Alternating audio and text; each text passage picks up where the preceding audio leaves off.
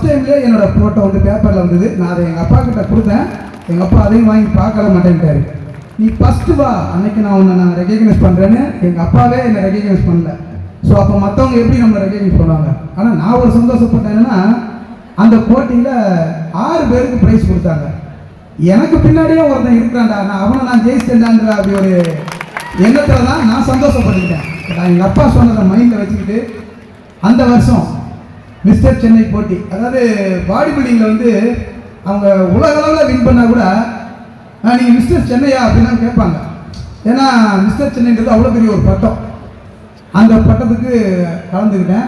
எங்கள் அப்பா சொன்ன விஷயத்த மனசில் வச்சுக்கிட்டு எவ்வளோ என்னால் ஹார்ட் ஒர்க் பண்ண முடியுமோ எங்களோட கோச்சு அவரும் என்னை நல்லா ஊக்கப்படுத்தினார்.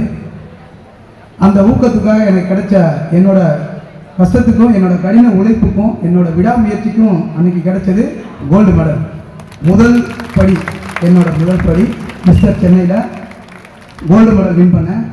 பாடி பில்டிங்கில் எல்லா கோல்டு மெடல் வின் பண்ணவங்களையும் நிற்க வச்சு அதுலேருந்து ஒரு ஆள் செலக்ட் பண்ணி ஓவரால் சாம்பியன் ஆஃப் சாம்பியன் கொடுப்பாங்க. ஸோ அந்த சாம்பியன் ஆஃப் சாம்பியன்லையும் மொதல் போட்டியிலேயே வெற்றி பெற்று 2 கப்பையும் வாங்கிட்டு வந்தேன். ஆனால் இருந்தாலும் எங்கள் அப்பா கிட்ட அதை காமிக்கிறதுக்கு அவர் இந்த உலகத்தில் இல்லை.